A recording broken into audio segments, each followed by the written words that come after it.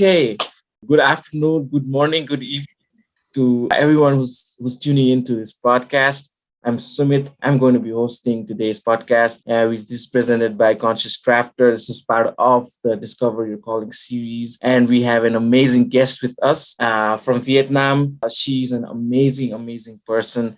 She's one of Vietnam's youngest master coaches. She's also an NLP trainer, and she put her name Jenny, so I'm going to call her Jenny because that's so much more for me to say. I was like, I don't know how do I hope I pronounced that right.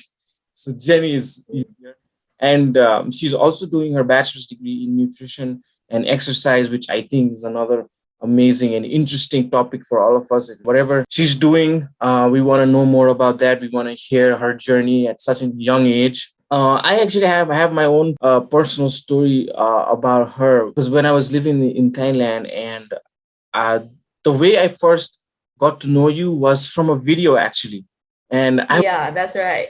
yeah, it was such an amazing kind of coincidence because Uh, I remember at that time, like I had this kind of limiting belief, like, like I'm too young, I'm too young to do this. And I was like, oh, I have to find someone who's like there and who's doing this thing. And I was like, I was just Googling things and just looking for keywords, and I found you, I don't know, maybe you're like 18 or 19 at that time, and you're talking about NLP, and you're talking, and then I got to know that your friend was already a trainer. I was like, whoa, no, limiting belief, boom, boom, broken. So, so that was very interesting the way I got to know you. And so Jenny, tell us about, your journey so far, where you've been, where you're going, and because the topic is on, breaking the habit of being yourself. So who were, yes. and what were the habits that you had, and how did you break that to be the person that you are now? Yeah. So, first of all, I would like to give thanks to Sumit for having me on this podcast.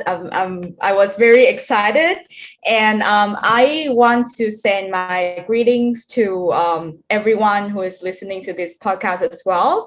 Thank you so much for tuning in. My name is Đỗ Hương Giang. My English name is Jenny. I'm 19 years old. I'm currently an NLP master coach and trainer. I'm also doing my bachelor degree in nutrition and exercise. And My journey has been like for the past 5 years. I've been attending a lot of different programs, different courses in the personal development, also healing and mindfulness. And I've also helped I also share my story, my journey to a lot of people. And I also practice my coaching, what I've learned, apply what I've learned to help the people around me as well. And to answer your question, along my journey, I've had so many experiences, so many obstacles and challenges I've been through as well. And up till today, I think the biggest obstacle that I encounter myself, and I've seen so many other people have encountered the same problems or obstacle in their journeys, is actually overcoming your limiting beliefs, overcoming the patterns, the programs that are embedded in your subconscious mind that are holding you back from achieving whatever you want to achieve, whether it is in terms of finance, in terms of relationships, or releasing your negative emotions. And one of the things that I've been, recently working on myself, and it is also the thing that I've been, working on releasing over the past 5 years of my journey, is releasing my need to impress other people, releasing the needs of, trying to please everyone around me. I I know that it is a very kind of deep, habit that I've been holding on to since I was very young, since I was like a kid. But this certain belief that I had, that I have to, make everyone happy, to be loved, to be accepted. And sometimes like I sacrifice my own needs to, try to fulfill everyone else's needs. And this this pattern, this emotional pattern have been doing so many sabotaging and harmful things in my life in all fields of area. But recently, I've been working on it a lot. And recently I've been like fully released this old pattern that I've been holding on for years. And it's really fun when I was able to observe myself, to observe my inner patterns, because you cannot heal from something you're not aware of. And this is something I had not been aware of earlier in my life. So yeah, that is the biggest limiting pattern that I've been working on in my life lately. Yeah. Wow, wow, that was so deep. That was so you took us so deep. And when I heard you, and as I was listening to you, I know that many people that will be listening will resonate to this. And actually, I have to tell you that I also experienced this thing, people pleasing and keeping other needs even before you. And like you said, if you are not aware of it, there's no way you can heal it. You just don't know. Exactly, exactly.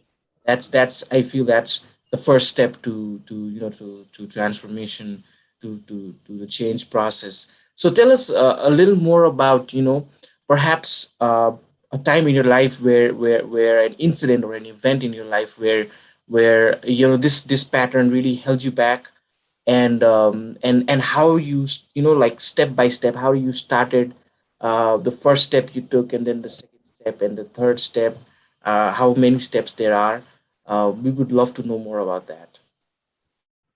I have to take you all back to 2018, when I was, graduating from my 20-day program of becoming an NLP trainer.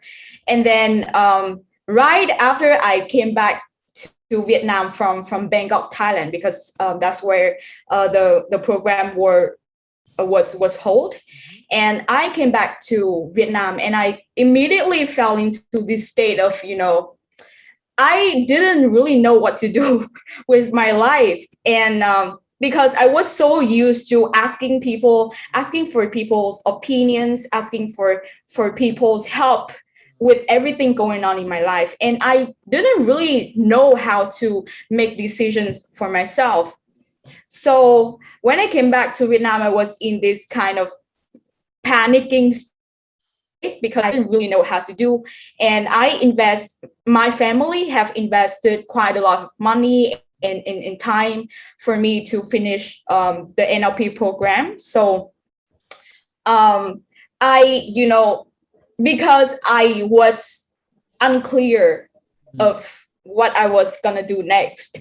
So I fell into this state of kind of, you know, the state where the earth was going on this ice age, everything was frozen, you can't really do anything. I was in that stage too, because of the fear of making my own decision for my own life. And fear will make you become paralyzed.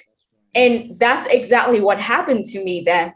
I was so paralyzed, and I was surrounded, I was bombarded with this feeling of fear, because my subconscious mind wasn't used to making decision for myself.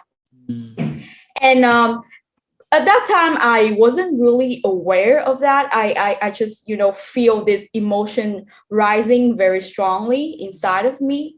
And a few months later I started observing what was going on inside me. And I was aware that this is the old pattern working inside to stopping me or to hinder me from achieving what I was wanting to achieve. And that's where the journey of healing began in my life. The first step of releasing any negative patterns, whether it is a negative emotions or it is a limiting belief or it is a conflict going on inside of you. The first step is to become aware of the problem inside. People they tend to avoid the problem rather than facing the problem, especially to what's going on inside of you. We often go out, like we only leave the physical world, and sometimes we find different things to distract us from what's happening inside. For example, we surf the internet whole day, or we do something fun, like we play games, or we eat. To me it was eating, yeah, to like avoid facing the problem inside. So the very first thing is to admit to yourself that you are having an old pattern, you are having some problems going inside. And the second thing I did was I was questioning myself what I have done earlier to create this problem inside of me. Basically, the second step is to be responsible for the problem. Because, I used to have this blaming, victimizing kind of mindset because I was, trying to please everyone. I also think that it's everyone else's fault that I had this problem. So when you have this kind of nice person syndrome, you are also likely to have this victimizing self-victim mindset. And basically the second step is to question yourself what I have done earlier to create this problem, because basically you are responsible for everything going on in your life, right? You are responsible for your emotions, because no one out there can throw the anger and the hurt in you. You, with your thoughts and with your beliefs, created these emotions. And that's the second step. And the third step is that I also question myself what I can do differently to heal from this pattern. What do I need to say to myself? What do I need to do to myself? What do I need to read? What do I need to watch? What do I need to hear on a daily basis that will heal me, or that will help me release whatever limit that is going inside me? And the fourth step is to do whatever you feel like doing that will help you heal from your own sabotaging pattern, your own sabotaging programming in your subconscious mind. So the four steps is basically what I do with myself whenever I encounter a problem in my life. And there's one more lessons that I've realized that help me grow through whatever I go through.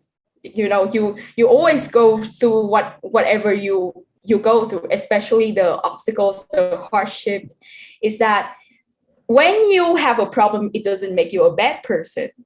We always attach our identity, our self-worth to the outer circumstances that we go through, but it's actually it only empowers us as a person. It doesn't lower your self-worth. It only help you grow to a much more powerful person. Yeah. Wow. I'm taking some notes too, by the way. It's like it's like I'm revising the NLP stuff that I learned with Sebastian. And Yeah. so I'm just gonna recap the key points that you said. so that it's easier for our listeners to to start on this journey. So what Jenny was telling us was, um, step one, it's about being aware that you have the problem, that you're not and you're making sure that you're not distracting yourself from it. And then you start to say to yourself, yeah, I am the one who created this. Perhaps I've been blaming my family, my friends, the society, the world, or whatever outside of me, to just justify that I am a victim of this. But as soon as you begin to say that I am the creator of my life, good, bad, ugly, all of that, then you have that opportunity to an option, to begin that transformation.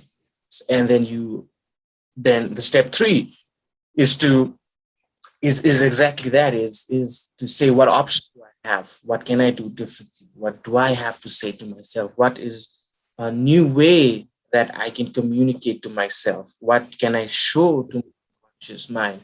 What pictures can I show it? What feelings can I give it? And when that happens, when that process begins, then and the fourth one was, what was the fourth one? Yeah, I think the fourth one was realizing that just having problems doesn't mean that you're a bad person. And Yeah. we have that habit of, um, correlating identity with our behavior. And it's important to reframe that in a way like, uh, this is an opportunity for me to grow. This doesn't make me a bad person. It is actually a lesson. Yeah. So tell me more learnings that you had through this process. What else did you learn? What other lessons did you have throughout this process? Well, there are many lessons that have empowered me on my journey. I think the most powerful lessons, besides the lessons that I've shared, like the first step, is that the most powerful force in the whole universe is actually love, and it will heal you from every single problem that you go through, every single challenge that you go through. To me, the most challenging thing that I have done in my life was actually forgiving my parents, because I was playing this whole victim minds kind of mindset, blaming my parents for the problems that I've gone through. And I used to hold so many resentment towards my parents that that that I was unable to communicate with them. I was unable to actually connect with them. Although we are living under the same roof, we're living in one house. Like, until today, I still live with my parents, right? Yeah. And we were unable to actually talk to one another. Mhm. And to a point where I feel, the more blame I have, the more resentment I have, the more stuck I become in my journey. And I knew that if I don't like forgive my parents, then I will only add on to the hurt that I've been experiencing in the past years. Mhm. And when you learn how to see things, how to hear things and feel things under the eye of love, acceptance, and understanding, that's when healing happens. And that's exactly what I did to everyone who've done me wrong in my life, or everyone I thought that hurt me. But actually, the people that hurt me in my life, including my parents, including the ones in the families or my friends or other people I've encountered in my life, all those people I thought that hurt me, they're only, the universe send them to me to make me learn the lessons, because I was hurting myself. I was the one who hurt myself in the past. I was the one who did harm to myself in the past. I didn't really know how to appreciate myself. So how can other people learn to appreciate me if I don't do that to myself? And when I learn how to really see and understand everyone around me under the eye of love, in the energy of love, I truly release all the hatred, all the resentment. And that's when I really learn how to embrace myself, embrace my power, and love myself in my journey as well. Yeah. Yeah. Wow, that is very, very powerful. When we talk about love, because love is really that quality that unites us, and uh, and Exactly. and gives us this this uh, view that we are not separate actually. And like you said, Yeah. the problems do arise when we have separated ourselves entirely from everyone else, and then we become the victim. And one thing that we have, I don't know how it's there in Vietnam, but I presume in Asian countries we have this because close relationship with our family, you know. Yeah. Yeah, right. We knit together. We have this tradition of being with our parents for so long. I still live with my parents actually in Nepal. Yeah. And it's actually really weird if you don't stay with your parents. It's just the opposite from the Exactly. right. So I feel like this pattern is present in many people.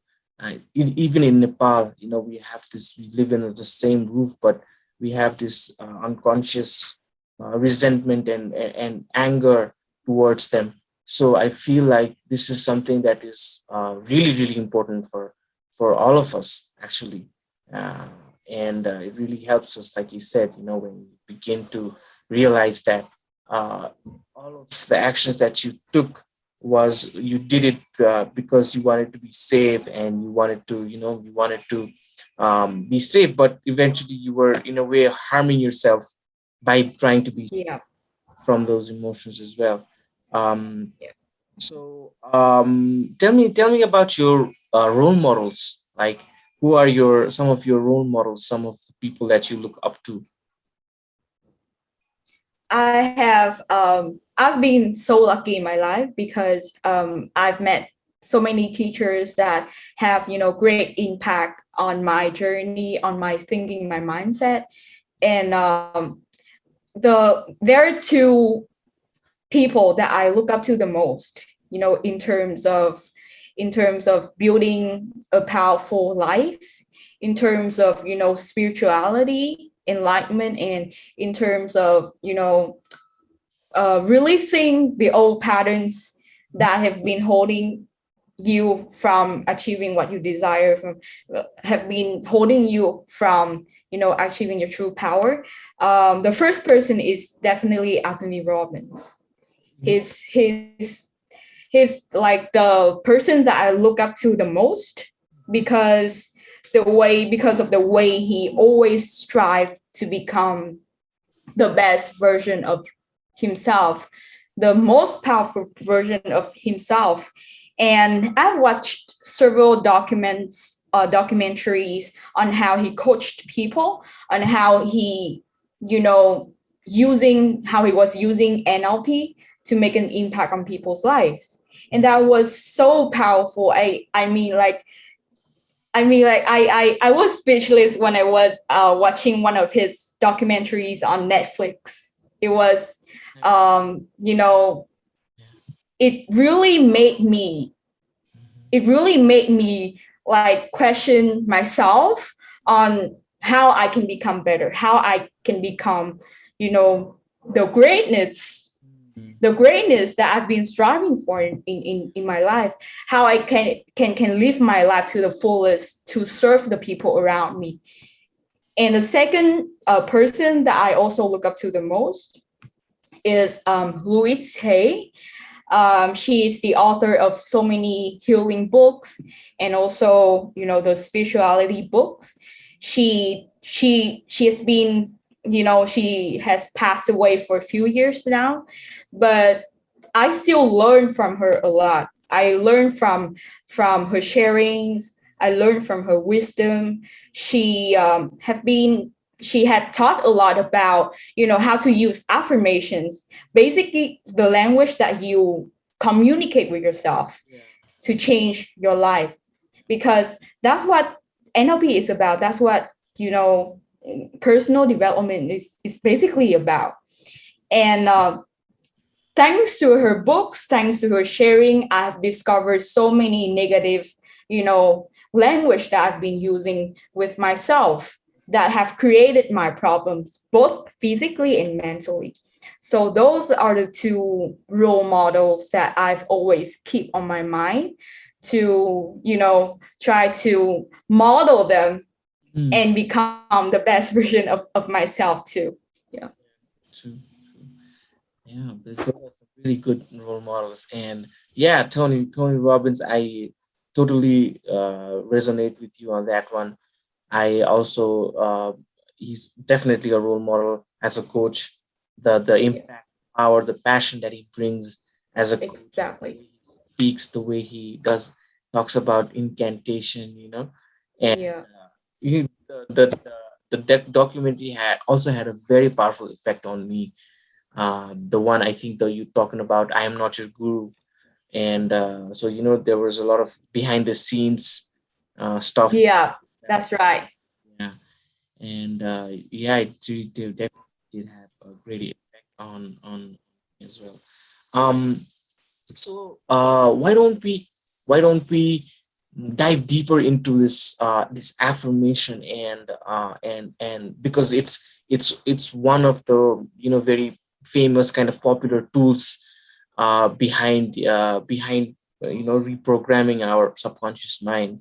So why don't you talk about like your practice, Yeah. the way you do it, and even perhaps even some science behind it, the reason why it works, and why it is important that we do it. Okay, so there were so many things that I've done to myself in order to release the old habits or the limiting patterns that I've been, holding on to. The first thing that I have to mention is basically incantation and affirmations.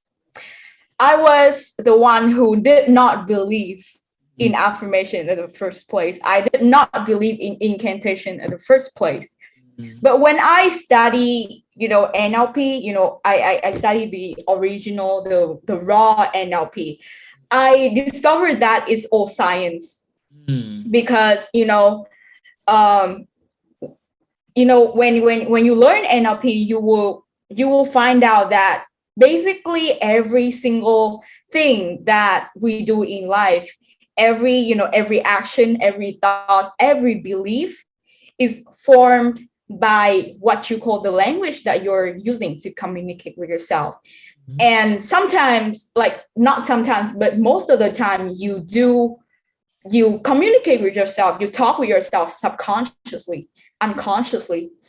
That's why not many people become aware of what's going on in their mind. And when I was practicing affirmations, I realized that, oh my God, I've been having so many negative thoughts that I was not aware of.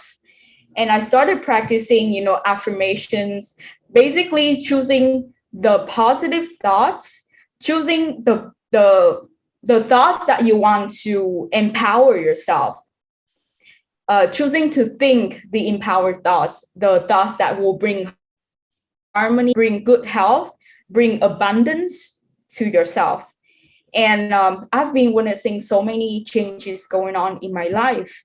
And some of the changes is internal. I mean, like if other people look at me, they would not be aware of the changes. But to me, the major changes was going on, internally by using affirmations. I've been releasing so many limiting beliefs, and uh, thanks to incantation is different than affirmation because you use your whole physiology when you were saying the affirmation, you use your body as well. That's exactly what Anthony Robbins teaches a lot in his trainings. Yeah. Um, and when I did some research on the science behind it, um, it's it was clear that when you think a thought repeatedly, it creates this, neuron connection in your brain. And when you think a thought, you know, frequent enough, it will create a belief, and eventually a belief will lead to your actions in the physical world.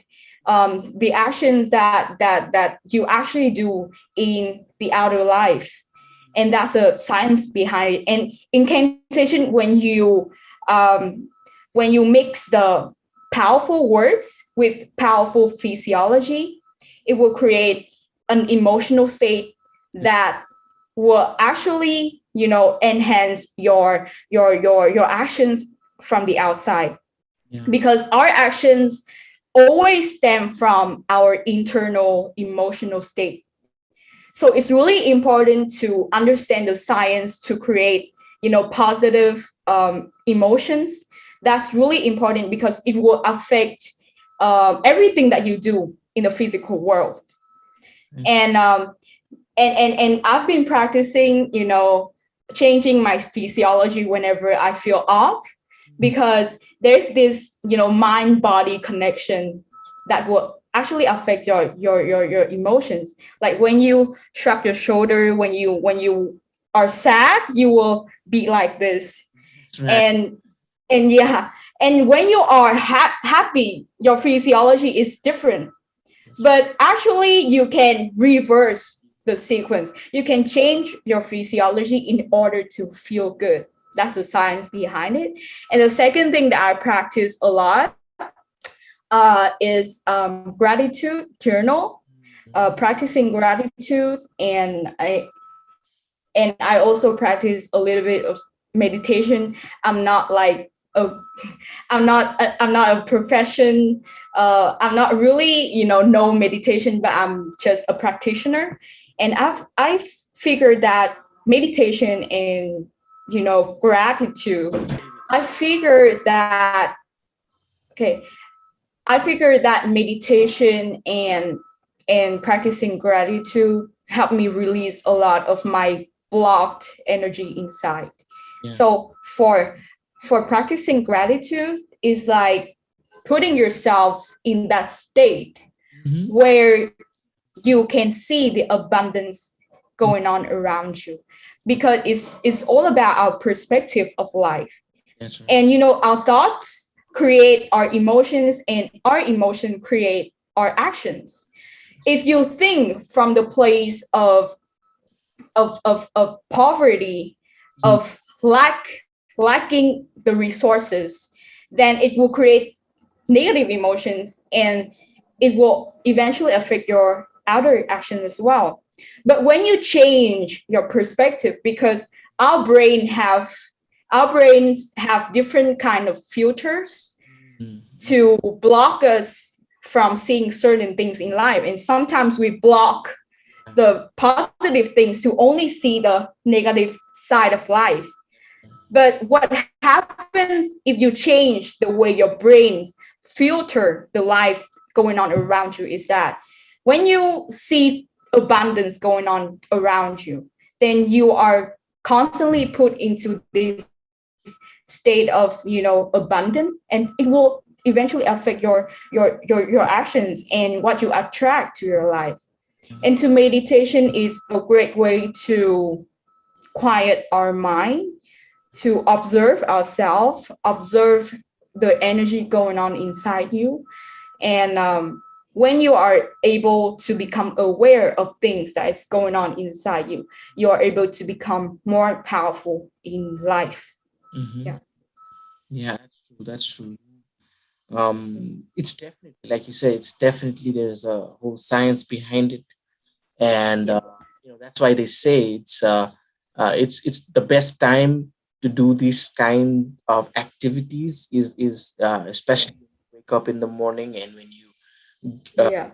we're going to sleep, because that's when our brain is naturally gets into an alpha state, which is, where the brain activity is a little less than normal during the daytime, when we're thinking, when Yeah. the mind works so much and is planning and it's taking action, right? So Yeah. that's something that is also very important, right? The timing of when you do it, especially Exactly. wake up in the morning, as you go to sleep. uh, in those moments, it's easier to access the subconscious as well. It's easier to get down to the body and really feel those feelings, really see Yeah. that we want to see, and really feel them deeply, changing our state of being as well. um, and like you said, it has to be done consistently. And we have to make sure that we have to be aware of the resistance that can come up to these affirmations, because sometimes, Yeah. like, you're like, okay, like, you have this affirmation, like, I'm going to be healthy and I am healthy, and then the unconscious is like, yeah, yeah, yeah, yeah, yeah, yeah, tell me. Yeah. So there's that resistance that needs to be integrated. Perhaps it's a limited belief, or a repressed emotion, something in the Mhm. past that did not work yet, and so we let it come up, and then we love it and ask it, what's your intention? What are you here for? What do you need to learn, so that Yeah. integrate into myself? So all of these really great tools that we can use. And yeah, and meditation, of course, meditation, like you said, and no meditation, no life, and no meditation, Yeah. right? So that's Osho. It's Osho. Right. Yeah, Osho is Yeah. just here, is present all the time. So Yeah. actually, uh, I've been meditating for a long time. Actually, my whole journey Mhm. began from meditation. Actually, it's not NLP or non-personal development. Wow. It was actually deep meditation, deep. Mm. They're like yogic kriyas. We call kriyas in here. I mean, in here, I mean, this yogic kind of this culture we have here. So Yeah.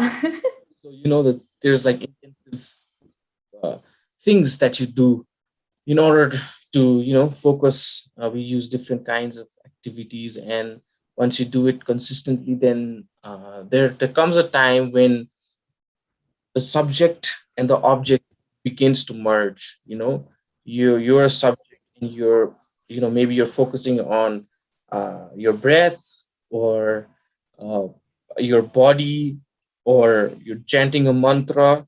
It can be anything, but once you do it consistently with very, very, high level of one pointed attention, then at some point, this relationship actually just kind of dissolves, and then there is like this state where there is no subject, and there's no object, and then there's this seamless awareness that is free, Mhm.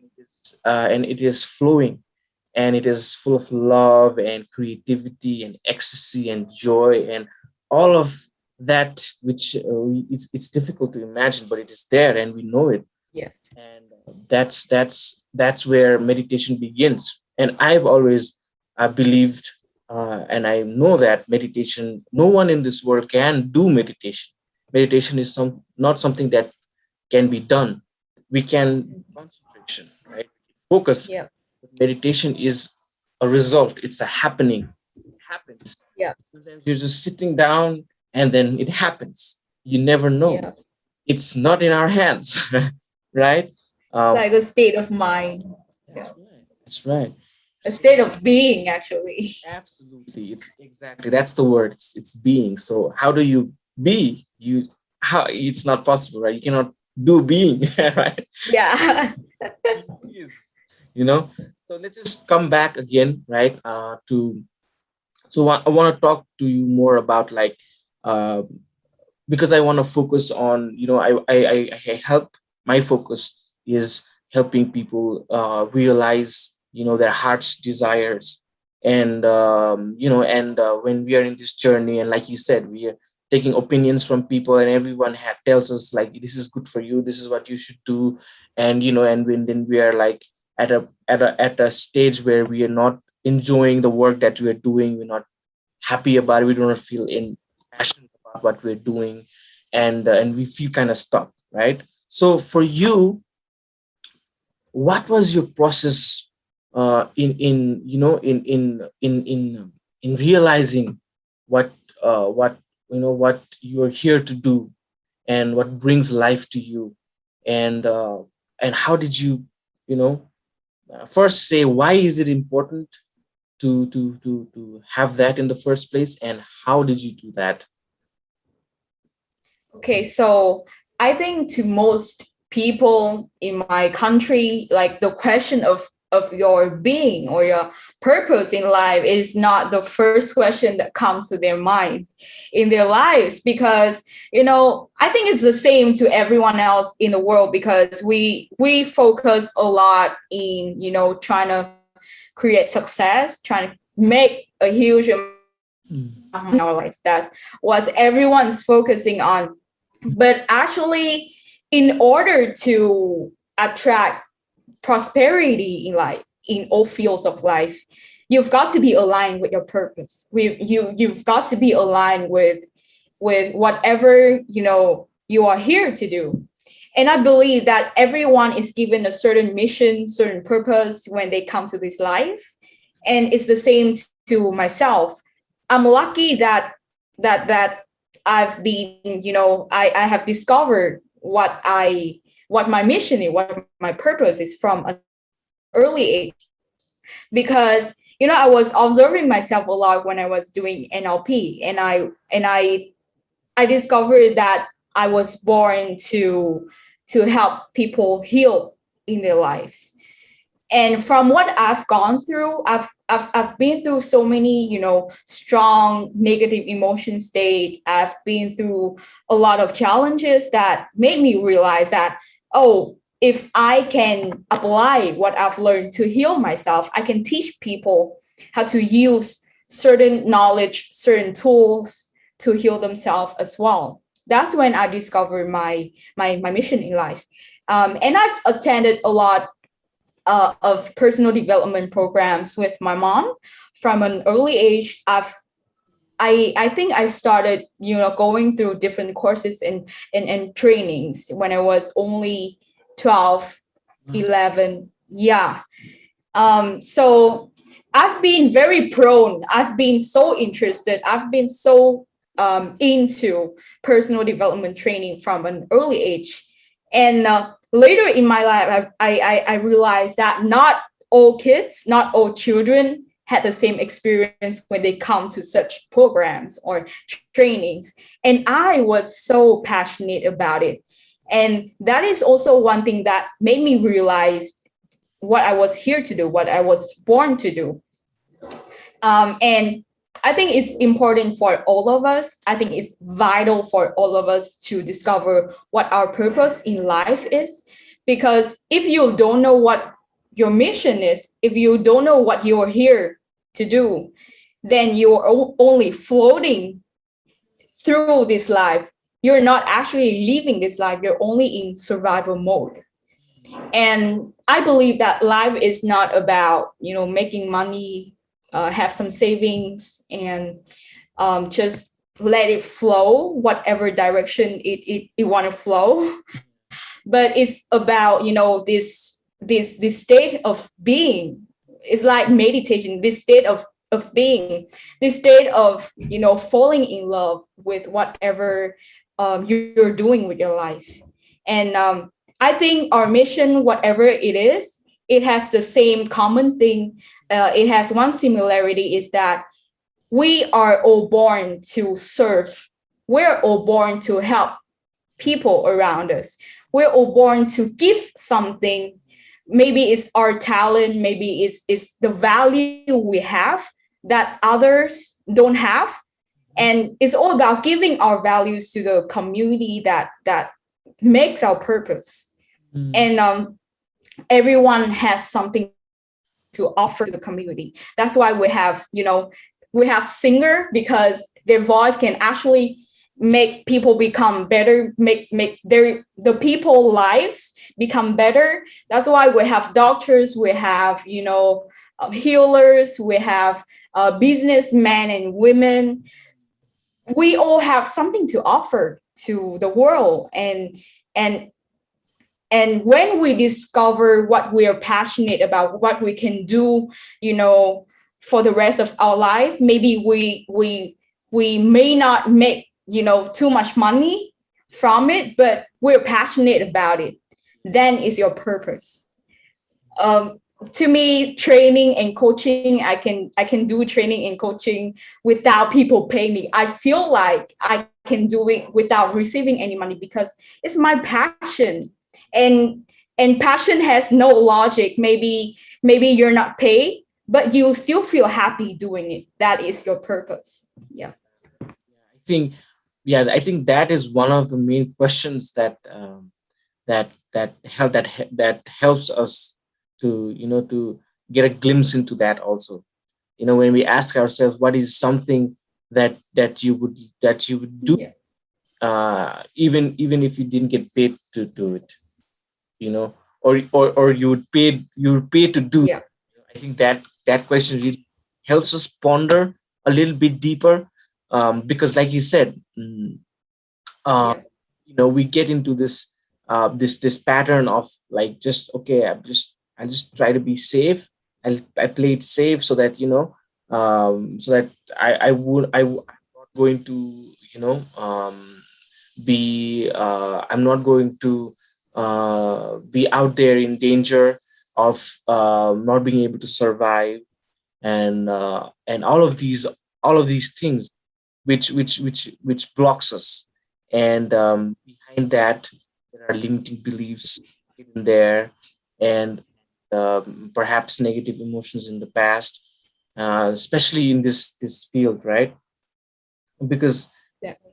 it's because I've experienced that people just don't have any idea of what they want to do, and and they're just in this place, and they don't even know how they've got into this place. So, like you said, the Yeah. the earlier, the better. The earlier you begin Yeah. to hear something Exactly. within yourself, it has a very powerful, it has a very powerful communicate the way the communication happens within you. Um, Yeah.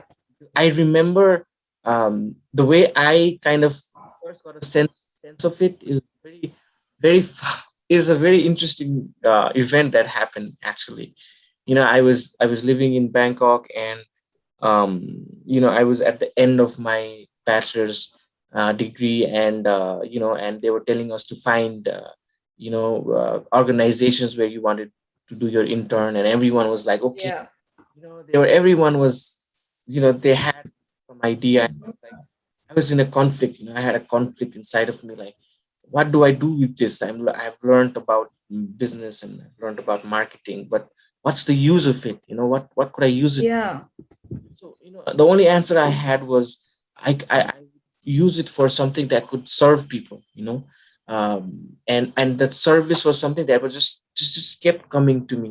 I didn't know what I would do, but I just knew that I had to serve, but I didn't know how, and I didn't know what, but I knew that why, so I had no idea of how.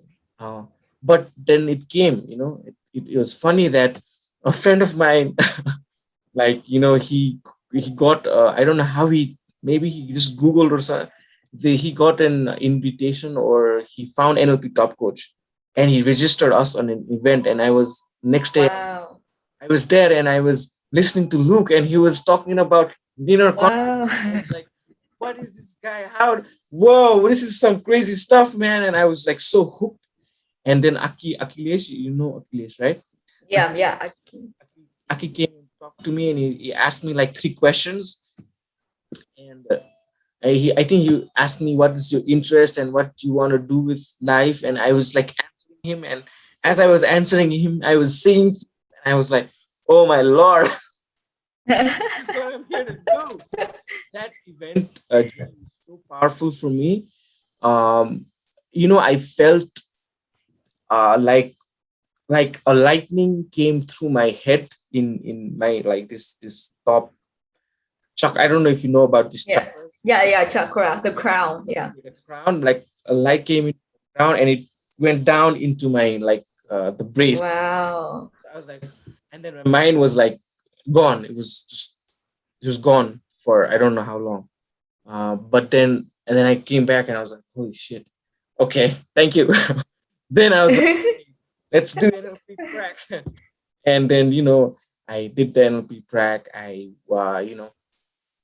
worked for I worked with NLP top coach for some time, and I thought I have to come back in my country and introduce this and do something about it. And that's how I came here. And for me, that's why it was for me.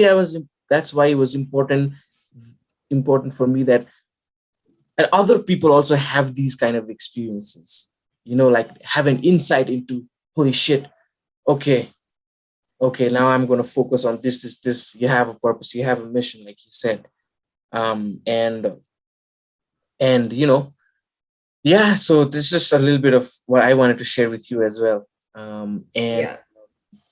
so why don't you share with us kind of like your daily routine of like how your day starts, and like how do you plan your day, how do you end it?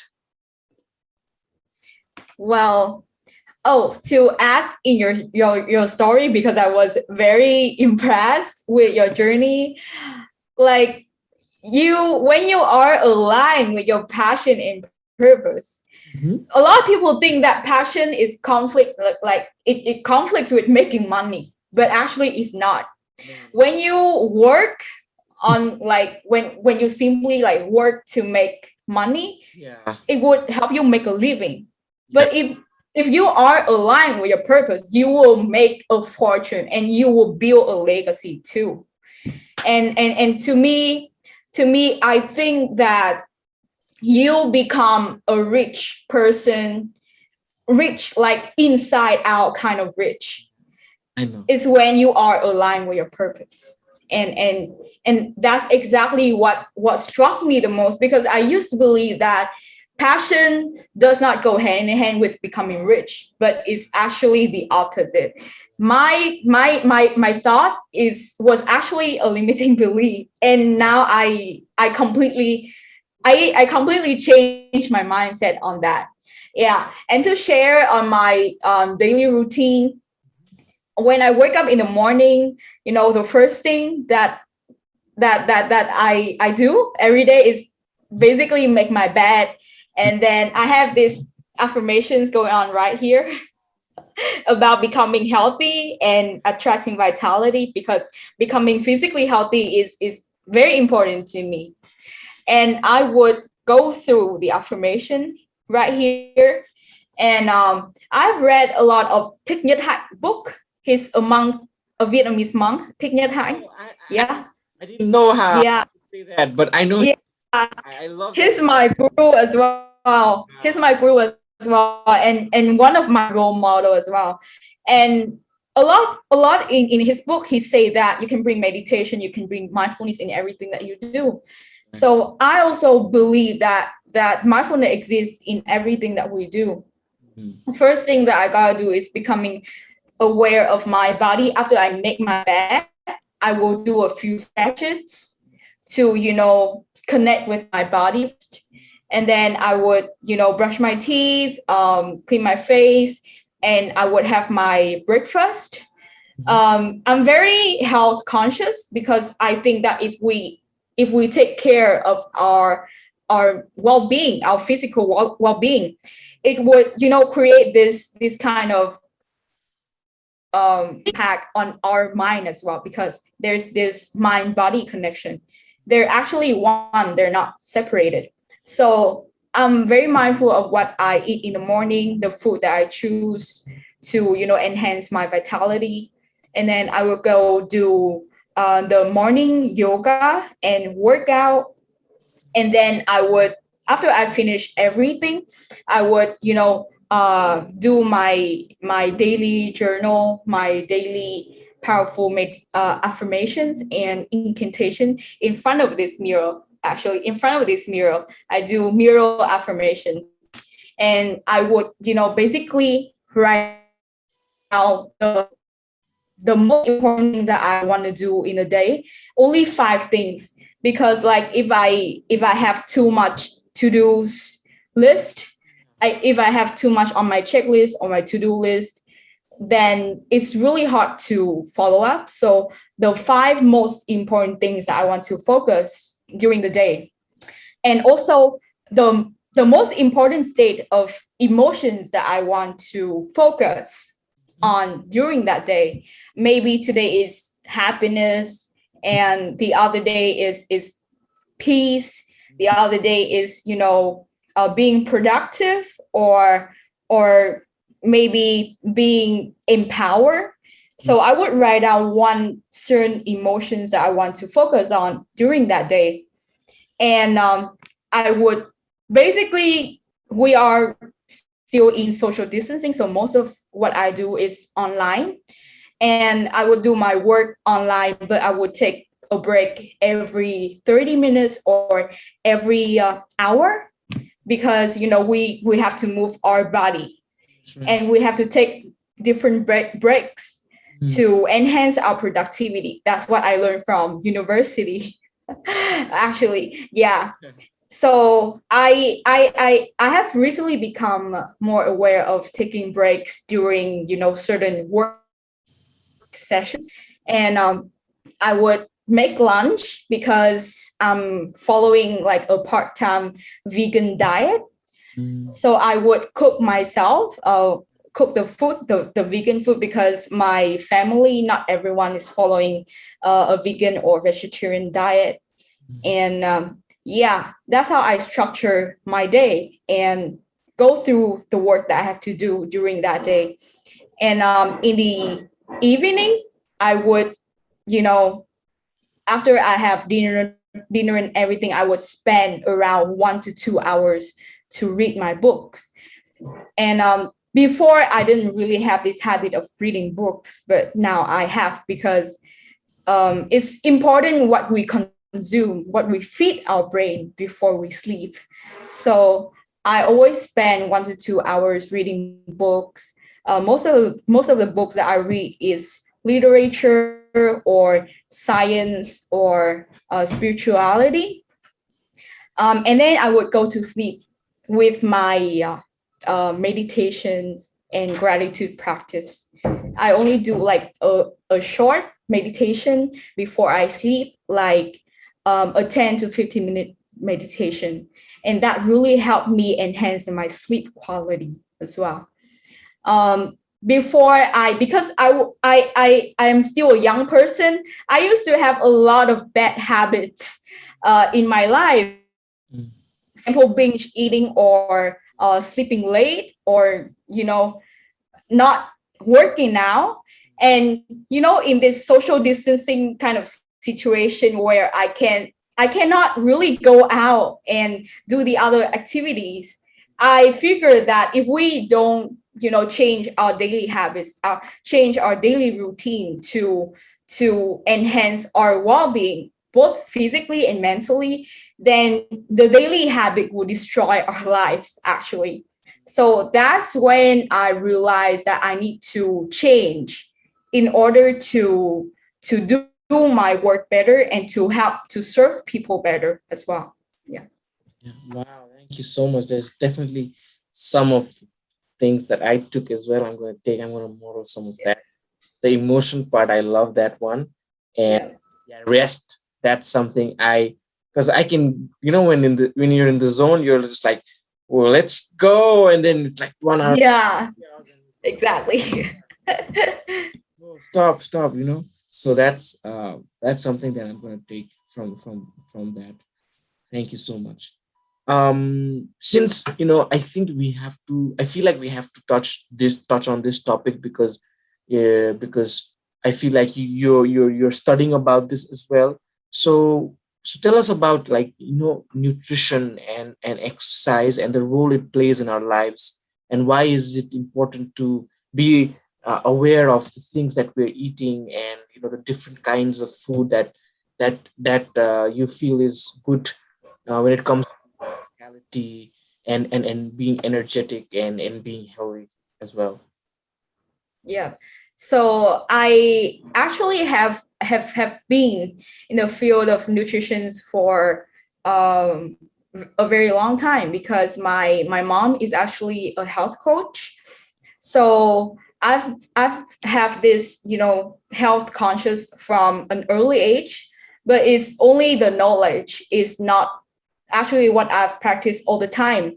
I used to, I used to have this habit of binge eating. I ate a lot of junk food and I always sleep late. Mm. So ever since I enter university to study about nutrition, I have this, I have this realization of how much of an impact the food we eat actually impact ourselves, both physically and mentally, and also like everything in our lives, our work performance, our emotions, the quality of our relationship, because it's based on the emotions inside.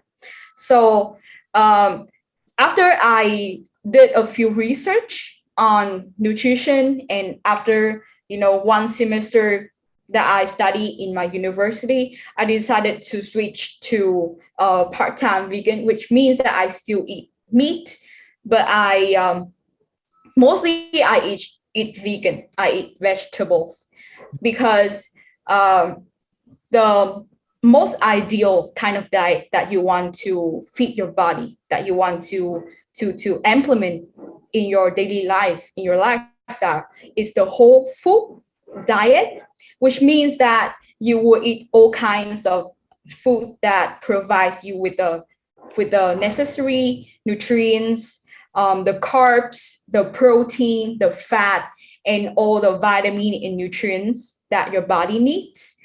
And mostly the nutrient that our body needs comes from vegetables. And we can provide that by eating a wide variety of vegetables. To me, I try to cook um, a lot of vegetable in one meal. And the most important thing, uh, even more important than the food, is actually staying hydrated. I drink a lot of tea. I drink a lot of water to keep myself hydrated, because some spiritual gurus, they they do fasting for months, Mm. which means they don't eat for months. But we cannot not drink water. We cannot like stop drinking water. We'll be dead. So the most important thing is stay hydrated, and the second thing is that um try to eliminate junk food and the high sodium, high saturated fat kind of food from our diet, and start embracing, start eating the whole food kind of diet, where you eat a lot of vegetables, you eat a lot of greens, you eat a lot of fruits, and make sure you provide yourself with the sufficient amount of carbohydrates, protein, good fats, and other nutrients as well. Mm. Yeah. Yeah. And what about cooking the food? Because here in Nepal, uh, maybe we cook maybe we cook it too much. I feel like, yeah. Yeah, like the cooking time. So to me, I I often steam my vegetable or boil my vegetable, or sometimes you can do stir fries, or you can grill the food that you want to eat as well.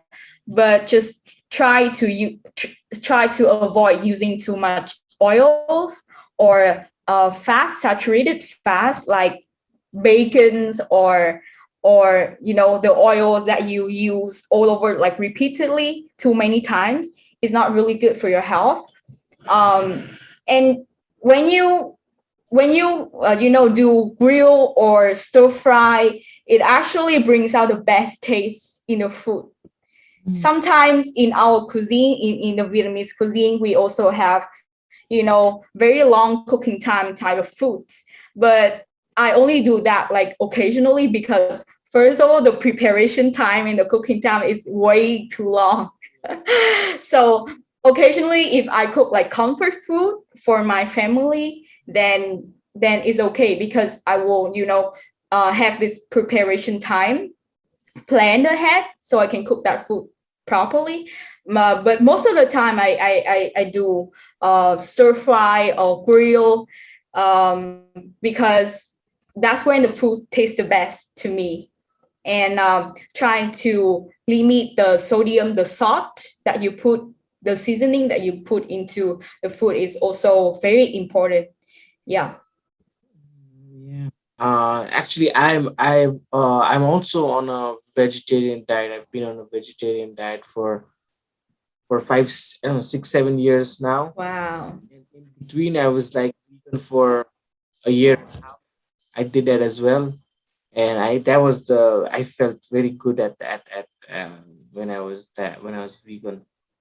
It's Yeah. still challenging for me here in Nepal, with being vegan. But I'm sticking to vegetarian, and yeah, I love it. But I'm definitely going to look into the things that you've said to me so far as well. So any last thoughts on breaking the habit of being yourself? Why is it important to break the habit of being yourself? Well, we as humans, we tend to stick to what we know. Mhm. We tend to stick to what we're familiar to, especially in terms of our belief system, in terms of the emotions that we've been holding on to, or the things that we've been doing in our lives. But actually, when you want to become better, when you want to become a greater version, a more powerful version of yourself, you've got to start doing things differently. And breaking the habit of being yourself, it basically means that breaking the habit of holding on to the old patterns that are chaining you, that are preventing you from stepping into that greatness, stepping into that power. So to me, it's always like I've come to a point where I'm like I just think to myself that I have to change in order to become better, to become happier in my life. And when you embrace this mindset, you will live a life of prosperity in all fields of life. And I think that's what's important to all of us if we want to become happy or we want to serve the people around us better. So yeah. Yeah, wow, thank you so much. That was a beautiful closing note. And I have a feeling that we should have started with this one, right? We should have started. So maybe I'm going to use that Yeah. beginning and then, that, yeah, Yeah. right? Because it's good to start with the why. So thank you so much for being with us, and and I'm sure Thank you. we are going to have some more collaborations, and you told me Definitely. Definitely. you told me that you want to come to Nepal. So when you come, I'm going to make sure that you visit great places here. You already know it's a beautiful country. We've great Himalayan Yes. here, lovely people, especially people up there, are very kind. Mhm. You know, they're like natural. There's so much, still so much, in nature, so much connected to nature. Yeah. And it just it's difficult to put into words. But I'm really looking forward to meeting you in person as well, Jenny. And Me too. right, so thank you so much. And yeah, so yeah, thank you so much. I'm going to cut the recording Thank you. part, and we can chat for a little while. Yeah. Okay, is that good with you? Yeah. Okay. Going to